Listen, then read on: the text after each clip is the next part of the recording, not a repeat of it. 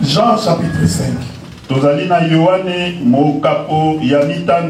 Quand je parle à Joe comme ça, il ne faut pas suivre. Joe sait de quoi nous parlons.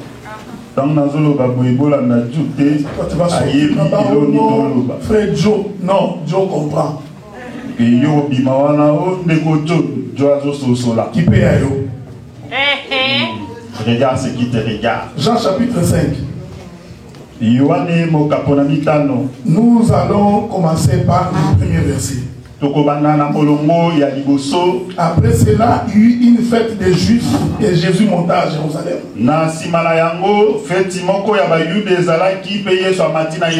Or, à Jérusalem, près de la porte des brebis, il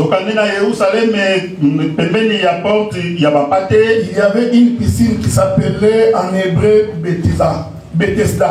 Et cette piscine avait 5 portes. Sous ce portique étaient couchés un grand nombre de malades,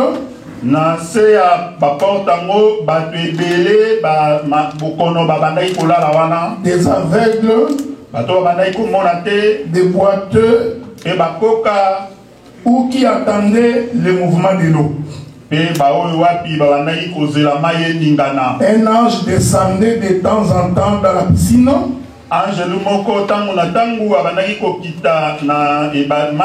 agitait l'eau, et celui qui descendait en premier, après que l'eau avait été agitée, était guéri.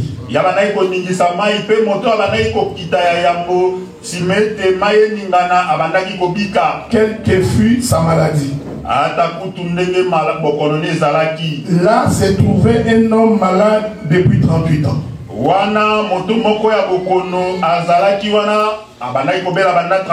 Jésus l'ayant vu coucher, sachant qu'il était malade depuis longtemps, lui dit: veux-tu être guéri? Le malade lui répondit: Seigneur, je n'ai personne pour me jeter dans la piscine quand l'eau est agitée. Quand j'y vais, un autre descend avant moi. Lève-toi, lui dit Jésus. Prends ton lit et marche. Aussitôt cet homme fut guéri, il prit son lit et marcha.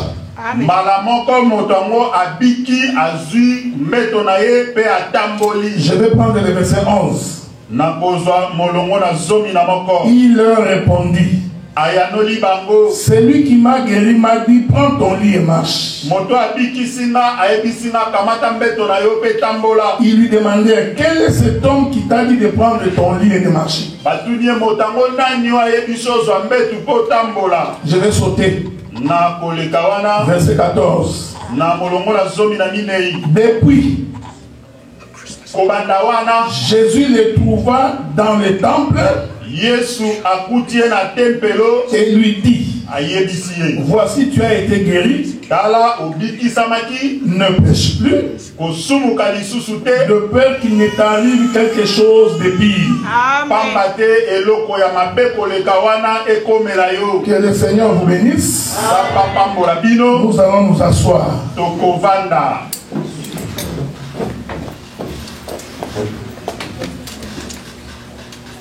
La Bible dit qu'il y avait une piscine du nom de Bethesda. Regarde-moi ce frère. Et les gens venaient là-bas pour être guéris. C'est comme je suis dit, avant d'entrer dans l'interprétation, il faut d'abord que nous tous nous comprenions les textes. Parce que si nous ne comprenons pas les textes, certains vont être perdus. La Bible dit qu'il y avait une piscine au nom de Bethesda. Et cette piscine-là avait 5 portes. Et l'ange de l'Éternel descendait de temps en temps. Et celui qui se jetait en premier était guéri. Et là se trouvait un homme qui avait 38 ans. Qui était malade pendant 38 ans. Que Dieu vous bénisse. Alors un jour Jésus passait. Il trouva cet homme et lui pose la question s'il veut être guéri. L'homme répond, certainement je voudrais être guéri.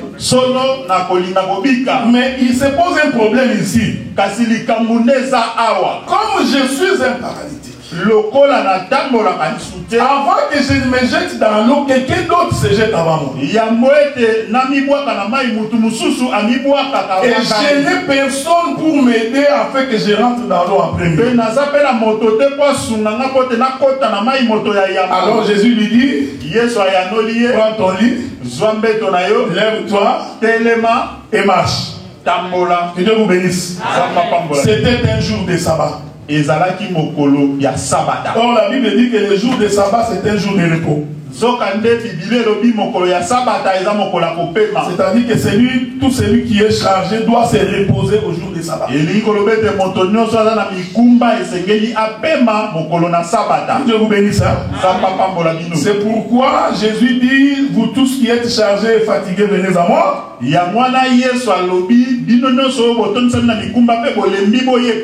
je vous donnerai le repos. Jésus voulait dire en d'autres termes, je suis le sabbat. Est-ce que vous comprenez? C'est moi qui donne le repos. Et si nous comprenons que le 7e jour, le jour où Dieu s'est reposé, en réalité ce jour-là est un homme. Et cet homme-là c'est Jésus. Cela veut dire que tant que Jésus n'est pas encore venu sur la terre, l'homme ne peut pas entrer dans le repos. Est-ce que vous me suivez? C'est-à-dire que le 7e jour, j'aime ça. C'est le seul jour où Dieu n'a pas dit hier soir, hier matin. Les autres jours, Dieu parle d'un matin et d'un soir. Quand on parle du matin et du soir, c'est-à-dire que le soleil marche et l'homme est en train de souffrir. Parce que quand il y a le soleil, l'homme doit transpirer et souffrir. Je vais dire quelque chose de très profond. C'est-à-dire que tant que nous aurons le soleil qui se lève et le soleil qui se couche, l'homme doit transpirer. Et quand l'homme transpire, c'est la souffrance du soleil. Est-ce que vous voyez? Donc la transpiration, c'est l'image d'une souffrance. C'est pourquoi la Bible dit, lorsque Jésus entra dans le jardin de Gethsemane, sentant la souffrance de ce qu'il allait connaître sur la croix, il commença à transpirer. Pourquoi Jésus transpirait? Parce qu'il portait le péché de toute l'humanité. Est-ce que vous voyez ça? En d'autres termes, Jésus était au travail. Mais le travail de Jésus, c'était le fait qu'il avait porté le péché. Il est écrit dans les livres de Romains, le salaire du péché c'est la mort. Donc nous comprenons que le péché, c'est tout un travail. Celui qui pêche, il travaille. Voilà pourquoi il a besoin du repos. Est-ce que vous me suivez? Non, tu comprendras. Quand Jésus guérit cet homme, il lui dit, L'homme n'avait jamais dit à Jésus que j'étais dans un état de péché. Quand Jésus lui pose la question, qu'est-ce que tu veux? L'homme répond, je voudrais marcher. Que la paix de Dieu soit avec vous. Cet homme n'avait jamais dit qu'il était dans le péché. Il a dit à Jésus, mon problème c'est que mes pieds ne peuvent pas marcher. Je voudrais que tu me guérisses. Jésus guérit l'homme.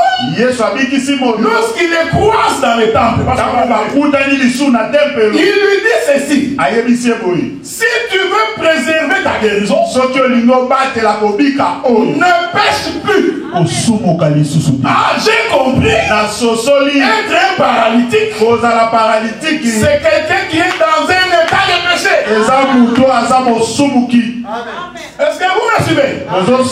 L'écriture dit tous ceux qui sont dans un état de péché doivent trouver les repos en Jésus. Donc cet homme de paralytique représentait tout un peuple dans un état de péché. Je voudrais dire dans l'exhortation, certaines maladies qui t'accablent, certaines souffrances qui marchent avec toi, ce n'est pas forcément parce que les sorciers de ta famille te poursuivent. Ce n'est pas ton oncle qui est derrière toi. Ton état de péché peut conduire à la maladie. Est-ce que vous me suivez? Cet homme était paralytique. Je vais dire une chose ici en passant. Oh, celui qui est paralytique, c'est celui qui ne peut pas marcher. En d'autres termes, c'est quelqu'un qui est stationnaire. Est-ce que vous comprenez? Les paralytiques ne marchent pas. Donc ce que Dieu devait lui donner, c'est de lui donner les pieds pour qu'il marche. Vous savez ce que Dieu cherche en nous, c'est d'abord de nous donner les pieds pour que nous marchions. Sans les pieds tu ne peux pas marcher. C'est pourquoi l'Écriture dit, lorsque Israël est arrivé devant la mer rouge, ne pouvant pas traverser, Dieu pose la question: pourquoi c'est qui? Pourquoi c'est tumulte? Dis à ces peuples de marcher. Est-ce que vous me suivez? Oh, marcher ici, c'est quitter d'un point vers un autre. Mais l'Écriture dit ceci: cet homme-là était paralytique pendant 38 ans. C'est important ce que je dis. Cet homme-là était pendant 38 ans. Ne marchait pas. Maintenant, il était assis devant la piscine de Bethesda. Et il y avait 5 portes. C'est-à-dire, pour entrer dans la piscine, il faut passer par les 5 portes. C'est-à-dire que la guérison se trouve lorsqu'on traverse les 5 portes. Si tu ne traverses pas les portes, tu ne peux pas entrer dans la piscine. C'est très important, hein? C'est pourquoi quand on médite bien la Bible, vous allez trouver qu'il y a beaucoup de choses à dire. Donc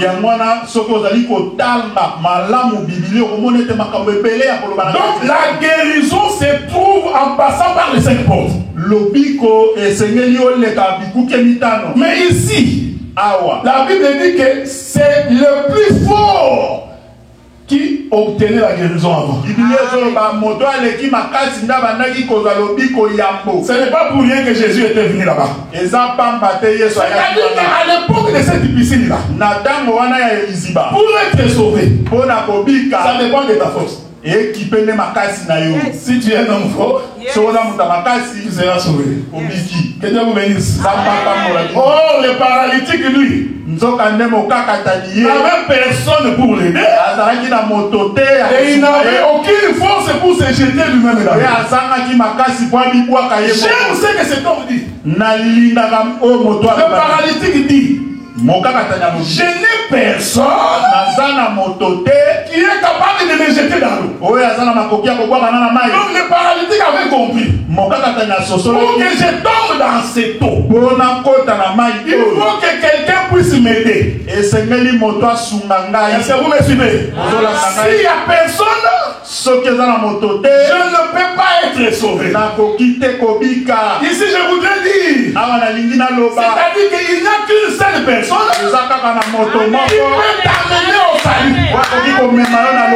La Bible dit, ce n'est pas par notre force, ce n'est pas par notre courage, mais tout ce que nous avons, j'aime ça, nous l'avons par la grâce de Dieu.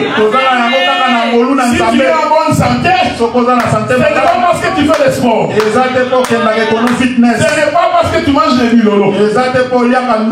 Non. Si tu comprends que tu n'as personne pour te jeter dans l'eau, alors le Seigneur viendra à ton secours. Je prêche les dieux de ceux qui sont désespérés. Les gens qui disent nous ne pouvons plus rien. Seigneur, je n'ai personne pour te jeter. Que la paix de Dieu soit avec vous. Que la paix de Dieu soit avec vous. Parce que le salut se trouve dans l'eau. La vie se trouve dans l'eau. Laissez-moi appeler une écriture.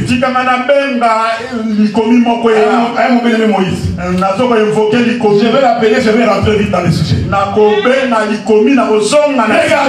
Regardez. La Bible dit que Jésus croise la femme samaritaine. C'était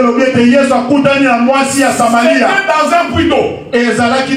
Écoutez bien. Ce jour-là, la Bible dit que pendant que Jésus voyageait, il était fatigué. Et nous étions midi. Nous étions à midi. Souffrez que nous passions. Ce n'est pas pour rien que Jésus s'est retrouvé à ce puits-là à midi. Mais avant, il chassa tous les disciples. Il leur a dit: j'ai faim. Entrez dans la ville.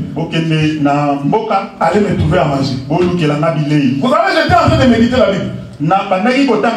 Jésus n'avait pas besoin d'envoyer tous les disciples. Il pouvait envoyer 2 disciples pour être trouver à manger. Mais ces jours-là, il les a tous envoyés. Lui-même est resté sur le puits. Parce qu'il savait que la femme samaritaine allait venir. Et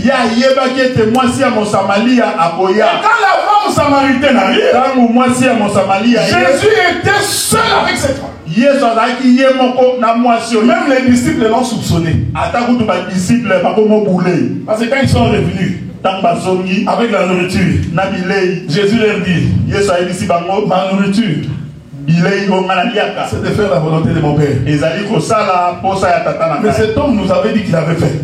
Nous allons chercher à manger. Nous revenons avec la nourriture.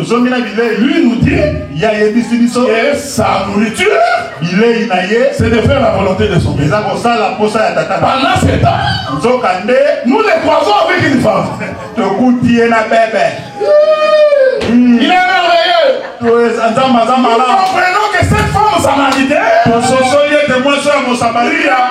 l'Église. Alors que les disciples représentent la maison d'Israël. Voilà pourquoi il doit les tourner les dos. C'est ça les envoyer. En les tournant les dos, il reste avec une nouvelle femme. La Samaritaine, considérée comme une femme pécheresse. Parce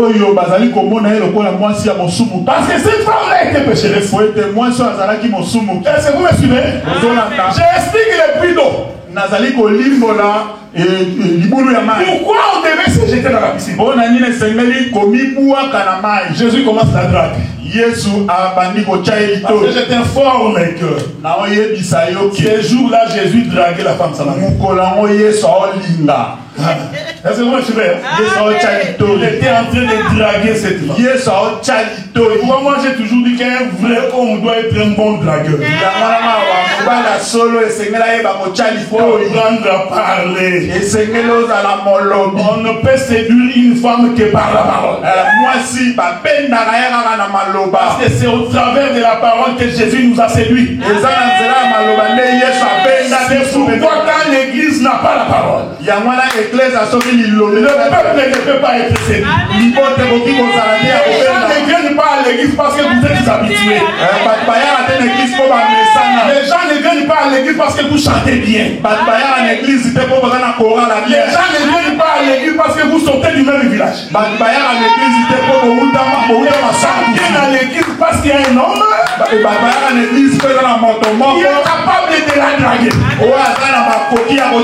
C'est pourquoi la chair doit être l'endroit où le peuple doit sentir que l'homme est en train de parler. Jésus commence à draguer la femme. Il dit donne-moi de l'eau. C'est un provocateur. La femme le regarde. Il n'y a aucune relation entre nous. Mais comment moi je vais te donner de l'eau? Jésus regarde. Il dit si tu savais. Est-ce que vous me suivez? Quand Jésus dit si tu savais, il voulait dire que comme je suis là, je suis tout un mystère. Ton problème, c'est que tu ne connais pas. Est-ce que vous me suivez? Il dit si toi, tu savais, celui qui te demande de c'est plutôt toi qui lui demanderait de l'eau. Jésus voulait lui dire, je suis toute une piscine. Est-ce que vous me suivez, frère? Parce qu'il a dit à la femme, je te donnerai de l'eau. Cette eau coulera en toi jusqu'à l'éternité. Tu ne reviendras plus puiser ici. C'est lui à qui Dieu a donné la parole. Il est rassasié de Dieu. Il n'a pas besoin de revenir encore dans le puits. Dieu sait que j'ai dit. C'est-à-dire que quand Jésus te croise, tu ne fais pas le mouvement à aller revenir. Cet homme a dit à Jésus, quand je vais jeter dans Jésus, tomber dans l'eau, et que l'ange descend, quelqu'un d'autre descend avant moi. Cela veut dire, l'ange descendait, montait. Est-ce que vous me suivez? Parce que ce n'était pas une seule fois. L'ange montait, descendait. Plusieurs fois. Et cet homme attendait toujours pour la guérison. Jusqu'à ce que le véritable ange, celui qui est descendu une seule fois, qui va mettre fin à tous les sacerdoces. Écoutez. Monter, descendre. C'est les sacerdoces de Moïse. Chaque année on devait offrir. Est-ce que vous me suivez? Chaque année on devait offrir. On offre. Ça ne donnait pas les salut. Dans la piscine de Bethsaïda, où l'ange descendait, montait. C'est les sacerdoces des sacrifices des animaux qui ne sauvent pas. À cette époque-là, pour vivre la main de Dieu, tu dois fournir un effort. Est-ce que vous voyez ça? Au temps de la loi, fais l'effort pour vivre la sainteté. La Bible dit tous sont péchés. Tous. Je vais exhorter. Aucun homme ne peut prétendre qu'il est saint et parfait. Est-ce que vous me suivez? Parce que si tu dis une telle chose, tu contredis toute la Bible.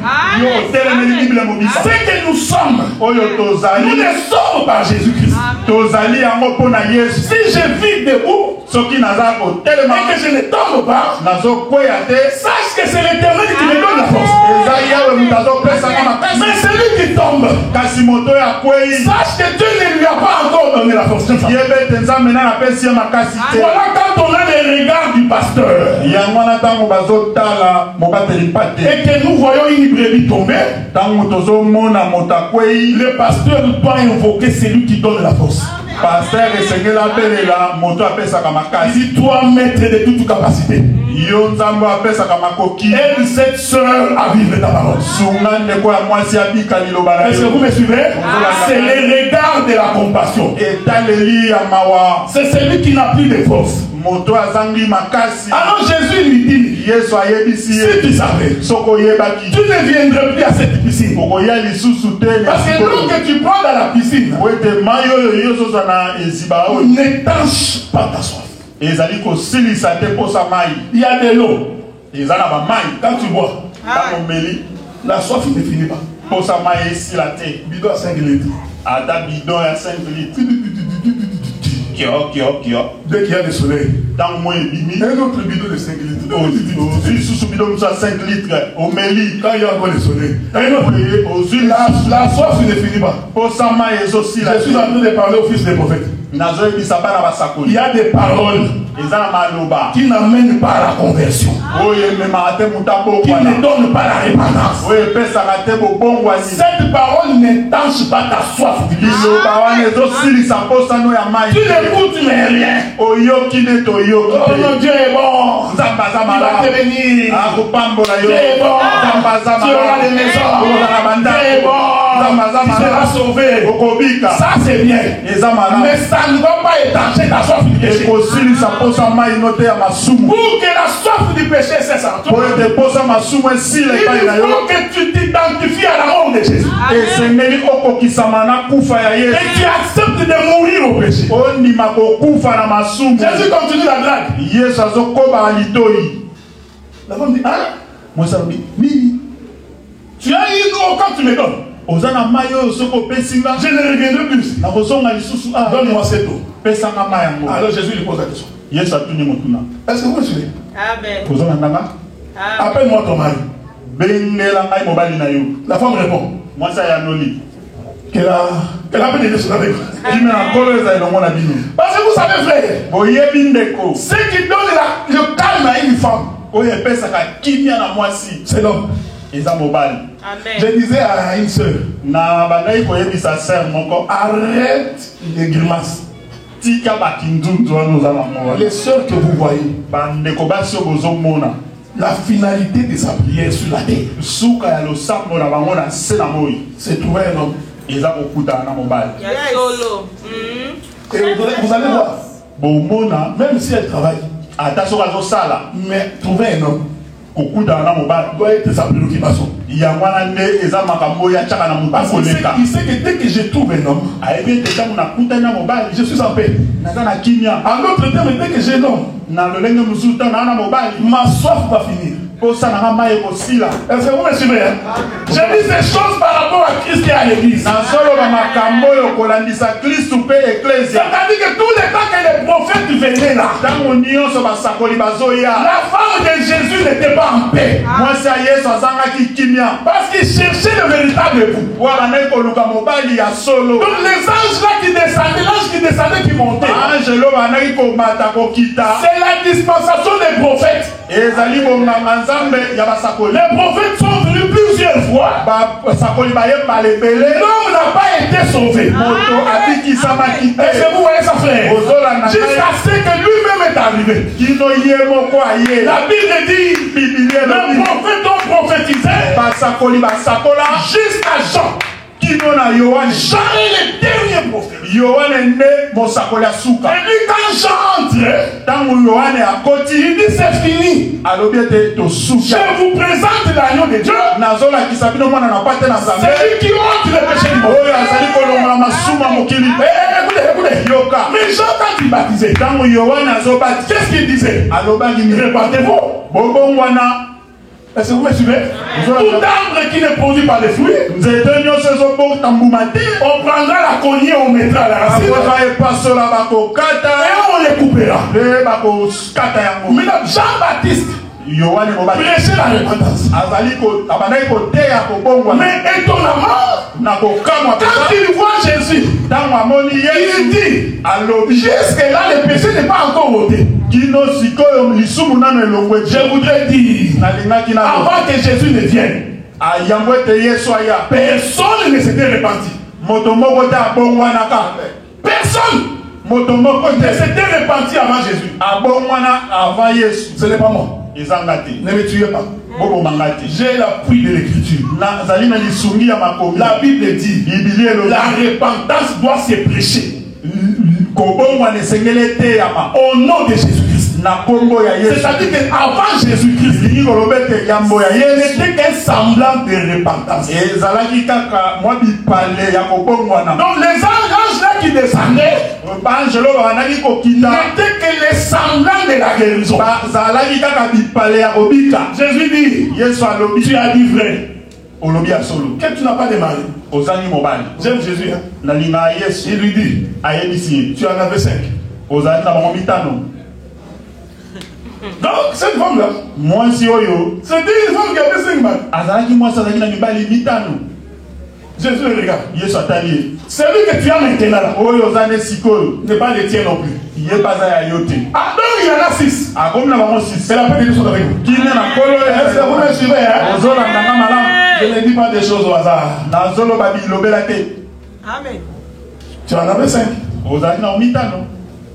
Le 6e mpe oyo ya motoba que tu as là, oyo oza na ye celui-là également n'est pas ton mari. ye baza mobali no te. Quand Jésus te dit ça, ntango Yesu azoloba oyo donc lui-même se présente comme étant le 7e. ye moko azobima sikoyo mobali ya sambo. Est-ce que vous me suivez? Parce qu'il dit que si je te donne l'eau, soki napesi yo mai tu seras rassasié. okotonda. Donc je vous ai dit que la femme ne se rassasie que quand il trouve un homme. oke nayebisaki bino mwasi atondaka so akutani na mobali. Donc Jésus disait à cette femme, Yesu abandaki koyebisa mwasi oyo les 6 premiers maris que tu as, bamibali 6 oyo ozwaki en réalité c'était les premiers 6 jours de la création. solo ezalaki mikolo 6 oyo ya bokeli. Parce que le soleil s'est levé, le soleil s'est couché. po ete moi ebandaki kotelema ezokita C'est un mari. eza mobali. Le soleil se lève encore, se couche. moi emati mpe C'est un autre mari. eza mobali mosusu. J'aime ces choses mon Ce frère. n'est pas moi. ezanga te. C'est Joseph qui est allé tourmenter Jacob. eza Joseph ake kotungisa Yakobo. Joseph dit à Jacob, Joseph ayebisi j'ai rêvé le soleil, naloti moi la lune sanza et les étoiles. mpe bamwese C'est prosterné devant moi. ezogumbamela ngai. Jacob interprète les songes. Yakobo abandi Il dit, tu koyilimbola voudrais dire que moi, ton père, elingi oloba ete nga tata na yo c'est-à-dire le soleil, moi c'est le mari de la lune. mobali ya sanza. Est-ce que vous me suivez? olanda Maintenant, nous rentrons à la création. tozongi siko na bokeli. Quand la Bible dit, ntango bibili au premier jour, mokolo ya liboso il y a un soir, pokwa il y a un matin. ntongo petani Il ne peut pas y avoir un soir et un matin ekoki na kozala te na pokwa mpe na ntongo si le soleil ne se lève pas. soki moi elamuki te. C'est le soleil qui détermine le matin et le soir. ezali moi nde elakisaka bato ntongo mpe pokwa. Donc le premier jour de la création, mokolo ya liboso ya bokeli c'est un mari. eza mobali. C'est le soleil du premier jour. ezali moi ya Le deuxième jour de la création, mokolo ya mibale ya c'est bokeli un autre mari. mobali mosusu. landa makambo oyo. Écoutez, frère. yoka Quand le soleil s'élève, bambongo bandoya quand le soleil s'élève, mati le soleil moi n'éclaire pas plusieurs terres. epesaka pole ete na mabele nyonso. C'est-à-dire il n'y a qu'une seule terre eza kaka na mabele moko qui reçoit oyo ezali la koyaka lumière du soleil pole ya moi du premier jour. ya mokolo ya liboso. À la fin du premier jour, na suka ya mokolo ya le liboso soleil se couche. moi elali Cet homme est mort. moto oyo akufi. Le deuxième jour, mokolo ya un mibale autre mari se présente. mobali mosusu C'est aye le soleil du deuxième jour. moi ya mokolo ya Il mibale va éclairer la la même terre. Est-ce que vous comprenez? C'est-à-dire les 6 jours de la création. Ce sont les différents maris de la femme samaritaine. C'est pourquoi quand nous arrivons les 7 jours, c'est le seul jour où il y a le soleil ni matin ni soir. C'est pour dire, c'est le seul jour qui ne connaît pas la mort. Est-ce que vous me suivez? C'est le seul jour qui ne connaît pas la mort. Oh, celui qui n'est pas mort. Celui dont la mort n'a pas retenu dans les mots. Celui qui vit pour l'éternité. Celui-là, c'est le Seigneur Jésus-Christ. C'est le mari. Quand il s'attache à moi, tu ne peux pas mourir. Amen. Est-ce que vous me suivez? Quand tu entends quelqu'un qui dit au cours des âges, l'église est passée par des moments de ténèbres. Comprenez que cet homme-là, un bandit. 2. Il ne comprend pas la prophétie des Écritures. Jésus a dit à la femme samaritaine, si je te donne ça, tu ne viendras plus ici. Donc la vie va être en toi jusqu'à l'éternité. L'église ne peut pas connaître des moments sombres. Il y aura des pasteurs bandits. Il y aura des pasteurs voleurs. Il y aura des pasteurs des occultistes. Il y a des pasteurs sorciers. Mais cela ne veut pas dire que l'église est entrée dans les ténèbres. Même si nous, nos prédicateurs, nous nous écartons de la voie de Dieu, je t'informe que la lumière de Dieu restera allumée. Est-ce que vous me suivez? Il a dit aux disciples, je vous enverrai le Saint-Esprit. Celui-là, il sera avec vous jusqu'à l'éternité. Écoutez, c'est pourquoi cet homme avait dit, je n'ai personne pour me jeter. Parce que j'ai besoin d'un soutien. Il est merveilleux. Écoutez, c'est pourquoi le jour où Israël traverse la mer rouge, vous savez, Dieu est merveilleux. Ils ont traversé la mer rouge pendant la nuit. C'est-à-dire que si tu observes ce temps-là, tu penseras que tout le monde est dans les ténèbres. Oh, pendant ce temps-là, la colonne de feu était sur la mer rouge. Éclairer le peuple. La mer se déchire. Pendant que les autres sont dans les ténèbres,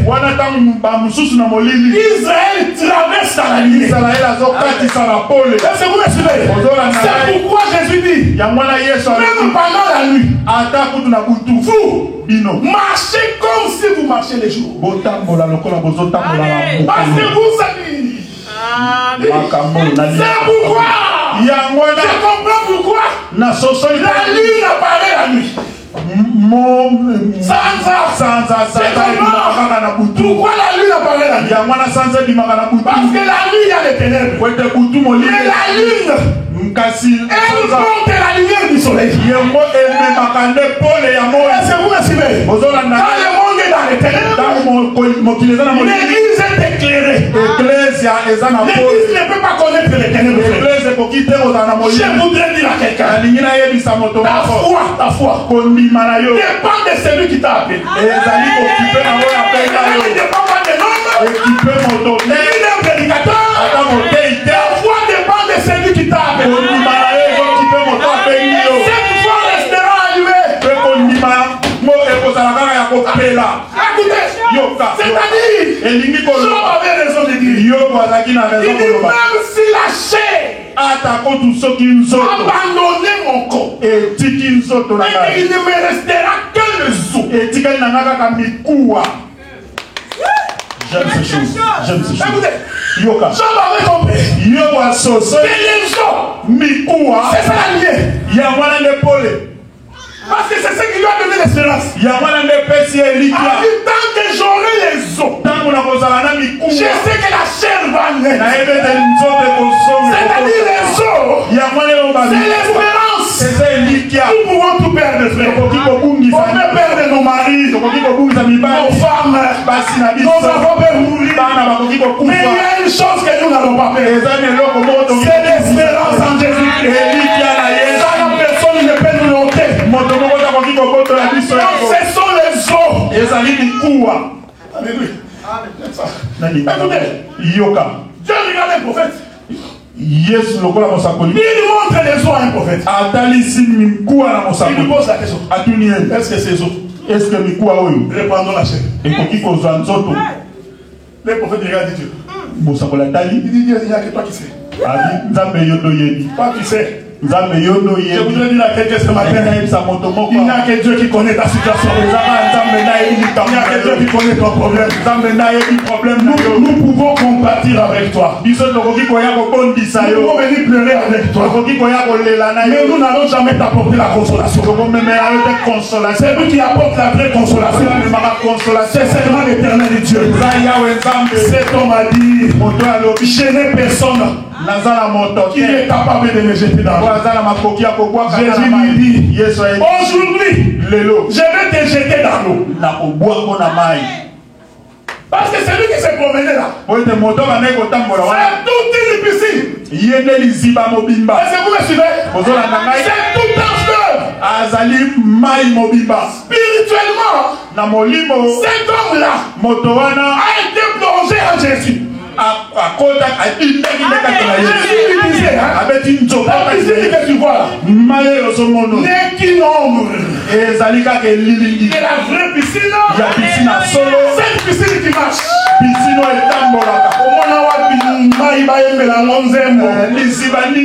La Bible dit, quand Israël s'est déplacé, il s'est déplacé avec les rochers. Et oh, ces rochers la faisaient couler l'eau. Et Israël dansait pour ces rochers. J'aime ces choses. On ne peut danser que pour celui qui nous donne la vie. Est-ce que vous comprenez? Ce n'est pas par ta propre force. Comme tu as demandé qu'on puisse t'aider, et nous allons t'aider maintenant. Jésus prit cet homme. Spirituellement. En réalité, il a plongé en lui. Dès qu'il sort, il marche. Écoutez, frère, quand Dieu t'assiste, il y a des mots peuvent se poser la question. La Bible dit, les sacrificateurs. Vous savez, moi j'aime la Bible. Dieu n'a pas dit le peuple. Dieu dit les gens qui étaient considérés.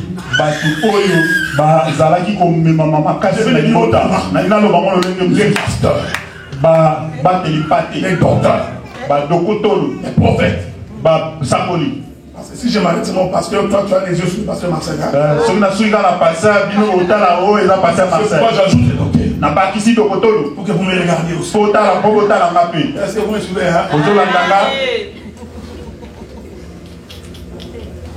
Tout ministre doit avoir un don. Il n'y a aucun ministre qui manque un don. Et quand tu prêches que tu sens ces dons-là, tu peux le dire. J'avais lu les pensées. J'avais lu les pensées. Est-ce que vous me suivez? Écoutez. C'est-à-dire qu'il n'y a aucun homme, aucun pasteur. Mais ces jours-là, les gens qui ont posé la question à cet homme, comment se fait-il que tu marches? Ce n'était pas le peuple. C'était les sacrificateurs. Parce qu'il y a dans la Bible aujourd'hui, même aujourd'hui dans l'église, il y a toujours un groupe de gens qui se comportent comme des conservateurs. Ils pensent que c'est eux qui détiennent la vérité. Ils sont capables de juger sans discerner. C'est un esprit qui n'a pas commencé aujourd'hui. L'esprit de toujours juger. C'est comment? Amen, amen, amen. Ce n'est pas le peuple, frère.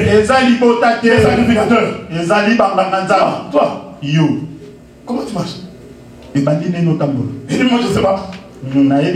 C'est lui qui me. Cet homme-là. Quand je l'ai croisé, il m'a seulement dit prends ton lit, lève-toi. Oh, quand Dieu te fait un miracle, tu n'as pas besoin de justifier comment c'est arrivé. Dis-nous un peu. Est-ce qu'ils ne sont pas des fétichés? Depuis que sa dernière fille là est née, il y a 18 ans. Depuis là, il n'a plus d'enfant.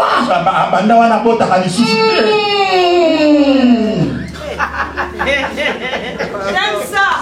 Tu as suivi les témoignages du pasteur Marseille. Il a perdu 800 000. 800 000.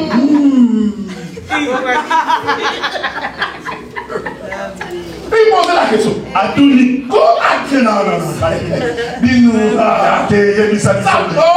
Qu'il soit béni le roi des rois. Quand il t'est béni, il n'a pas besoin que les autres disent comment ça s'est passé. Il n'a pas besoin de se justifier. Quand Dieu t'est béni, il t'est béni. Même si les autres te regardent mauvais, quand tu as mis la main sur toi, il a mis la main. Moi, je ne sais pas comment ça s'est passé. Je sais tout simplement. Quand tu prends ton lit, lève-toi et marche. Pourquoi tu te justifies?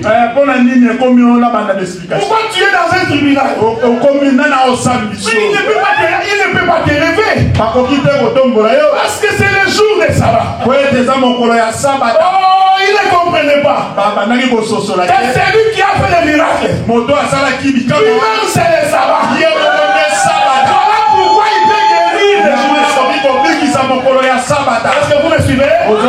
La Bible dit, quelque temps après, je vais donner une révélation, je finis. Il est 13h.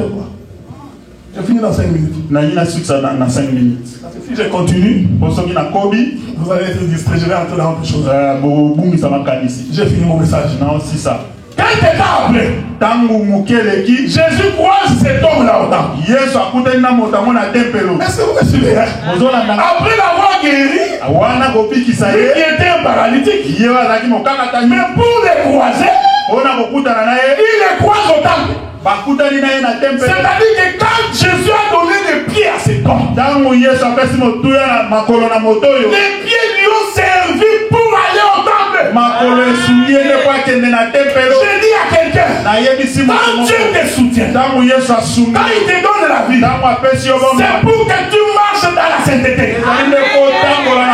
C'est pour te retrouver dans les temples. Non. Dieu ne peut pas te bénir pour que tu te retrouves dans le monde. Dieu ne peut pas te bénir pour que tu te retrouves dans les voitures de nuit. Dieu ne peut pas te bénir pour que tu sois en train de courir derrière les jipettes. Tu commences à voir les yeux de lui de finesse.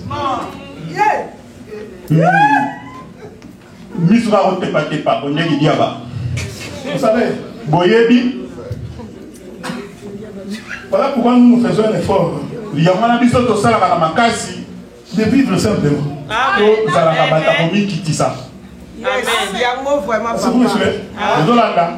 Je vais vous dire une chose, frère. Quand la grâce de Dieu est sur toi, que les gens se mettent ensemble, impossible de te retenir. Vous savez, quand les pasteurs prêchaient sur la vache rousse, il a parlé sur le cèdre de Liban. alobelaki nzete ya Liban. C'est cet arbre-là qui longe les murs, hein? C'est ça? Et Zali nzete oyo. Ça c'est l'hysope. Oui. Alobelaki l'hysope. Le bois de l'hysope. Nzete ya l'hysope. Est-ce que vous me suivez? Il a démontré que c'est bois. En fait, ce n'est pas un bois qui monte, c'est pas un arbre qui monte comme ça. C'est un bois qui rampe. C'est-à-dire même si vous placez un mur, il va ramper, il va ramper, il va ramper. Et qu'on ramper, il traversera de l'autre côté. C'est ça un homme béni de Dieu. Tu ne peux pas les retenir. Il trouvera toujours un chemin pour s'asseoir. C'est pourquoi je vous avais dit un jour, dans l'œuvre de Dieu, un véritable enfant de Dieu ne peut pas combattre son frère. Si déjà l'idée démontre pour que tu haïsses ton frère, essaye de trouver des stratégies pour le faire tomber. Il faut faire très attention. Parce que c'est lui qui a la main de Dieu. Même si vous fermez la porte ici, une autre porte est ouverte. Est-ce que vous comprenez? C'est pourquoi on ne peut pas combattre un homme de Dieu. Parce que tu ne connais pas l'onction qui est sur lui. Tu ne peux pas le retenir. Celui qui a Dieu, on ne peut pas le retenir. Est-ce que vous me suivez? Donc la bénédiction de Dieu est une chose qu'on ne peut pas t'enlever.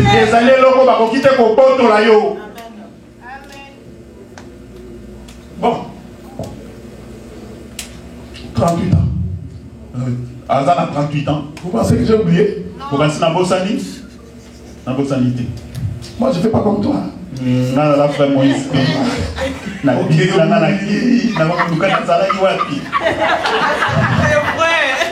C'est lui, c'est notre frère. Amen. Amen. Ça c'est notre frère. Amen. 100% notre frère. Amen.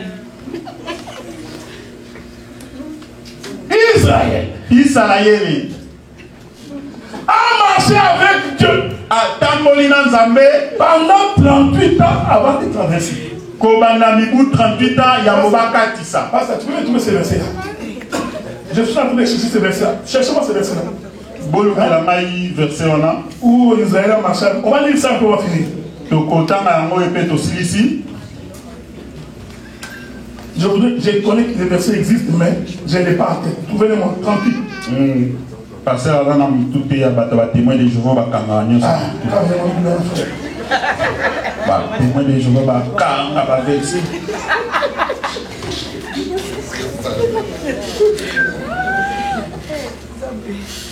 je crois que ça va être dans le livre des Nombres, si je ne me trompe pas.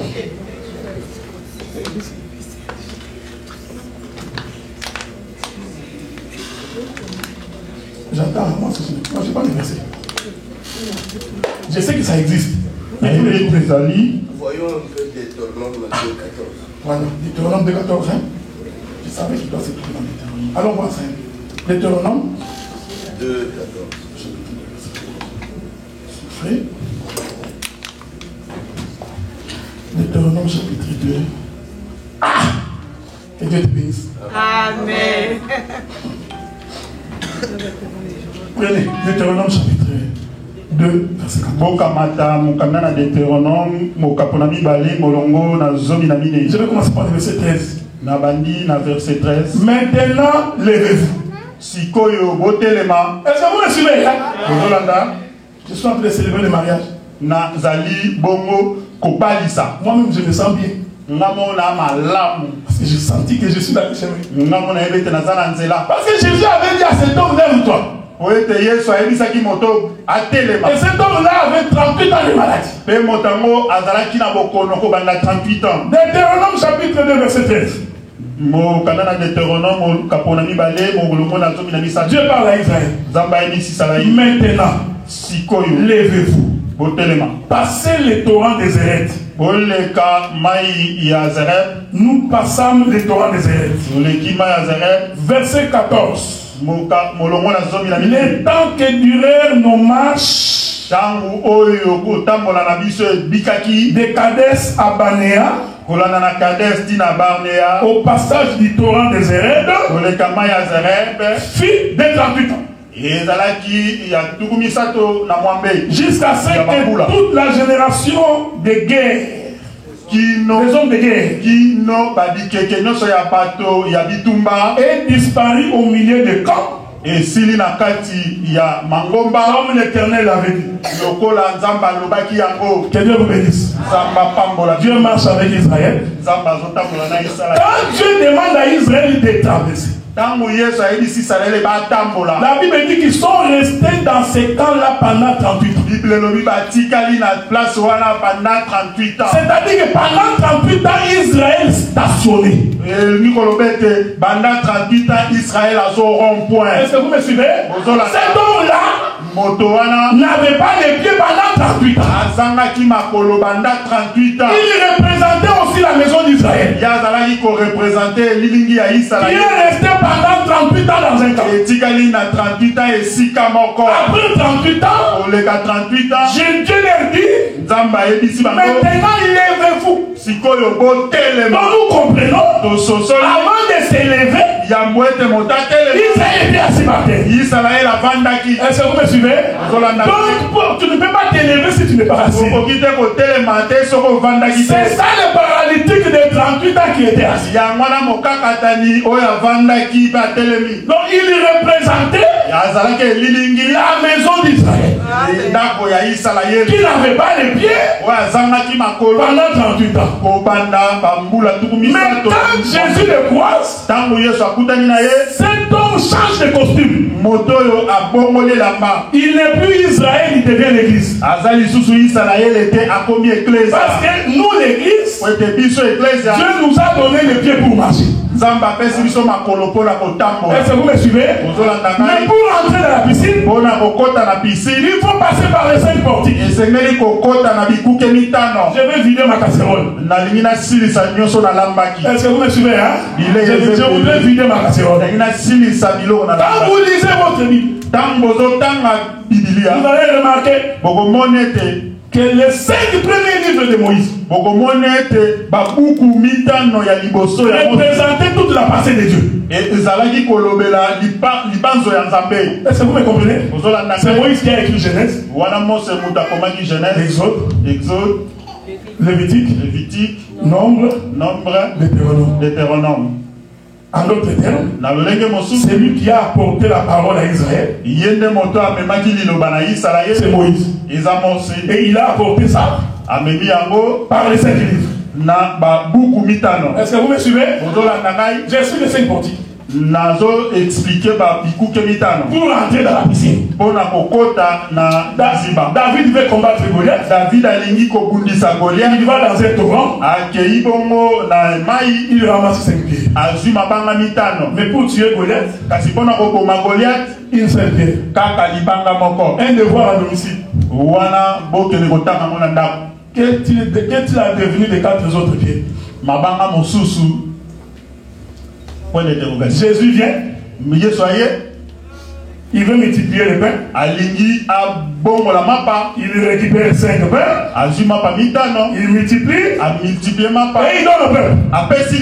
Ensuite il dit, je suis le véritable pain descendu du ciel. Est-ce que vous me suivez? Pour entrer dans la piscine, il faut passer par les 5 portes. Si tu ne passes pas par là, tu n'as pas le salut. Pasteur Marcel, on va finir. Éphésiens chapitre 4. Éphésiens, donnez le micro au pasteur Marcel. Éphésiens chapitre 4. Bopesa micro et pas il y a pasteur Marcel. Éphésiens, c'est là qu'on finit. Voilà les Tozo Kisa. Éphésiens chapitre 4. À partir du verset 11. Tu peux même commencer par le verset 9. Oh, que signifie il est monté, sinon qu'il est aussi descendu dans les régions inférieures de la terre. Celui qui est descendu, c'est le même qui est monté au-dessus de tous les cieux, afin de remplir toutes choses. Et il a donné les uns comme apôtres. Voilà, les uns comme apôtres. Les autres comme prophètes. Les autres comme prophètes. Les autres comme évangélistes. Les autres comme évangélistes. Les autres comme pasteurs. Les autres comme pasteurs. Et docteurs. Et docteurs. Que Dieu vous bénisse. Amen. Que Dieu vous bénisse. Pour être sauvé, les 5 portes de la piscine représentent l'œuvre ministérielle. Ça représente les pasteurs, le docteur, l'évangéliste, l'apôtre et qui? Et le prophète. Et le prophète. Est-ce que vous me suivez? Ouais. C'est ça le saint portique de la piscine. Il faut faire très attention. Je n'ai pas dit que 5 ministères, c'est 5 individus. Là, vous commencez à faire des calculs. On est 2. On va ajouter le frère. On ajoute. On est 5. 5 ministères. 5 ministères, ce ne sont pas 5 individus. 5 ministères et demi. Il faut faire très attention. Parce que l'écriture dit le même qui est monté, c'est le même qui était descendu. Bisous. C'est pourquoi, vous savez, quand le pasteur vous disait personne n'est monté au ciel.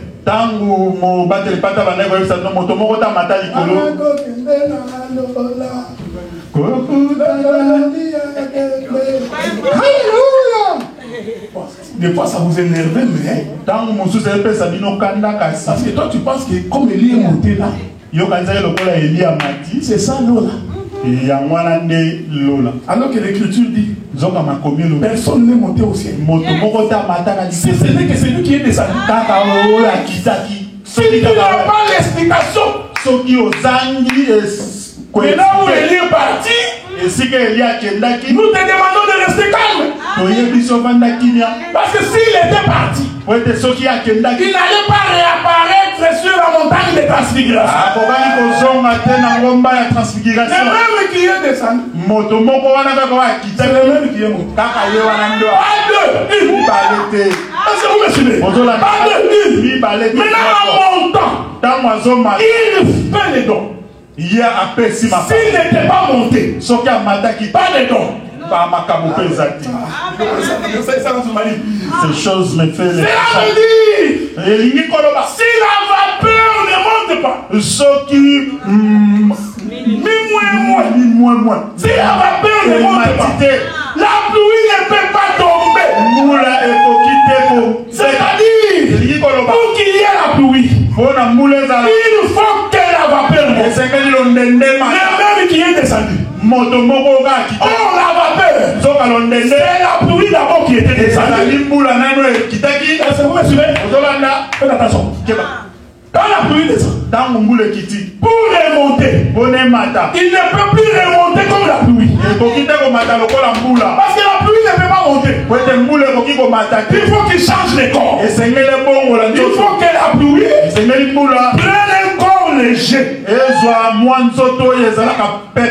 lui permet de brandir la pesanteur.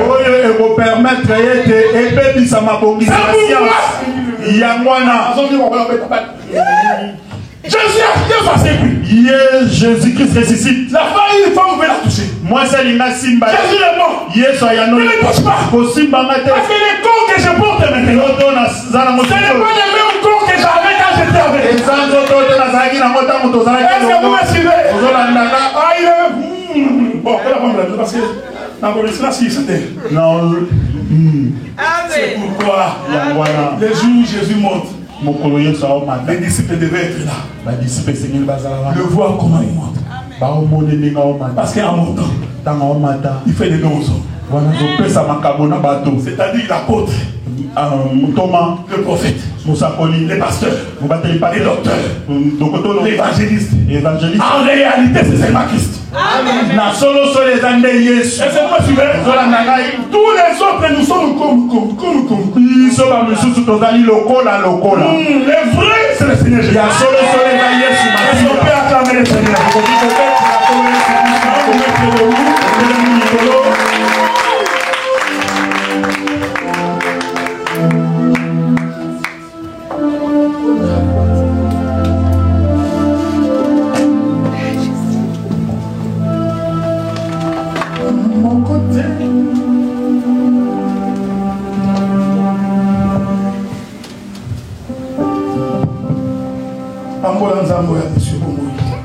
Bénis l'Éternel qui t'a accordé la vie.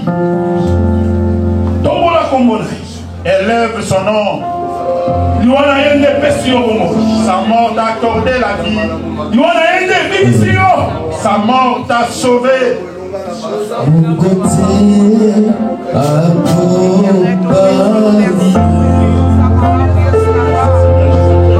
accompagné.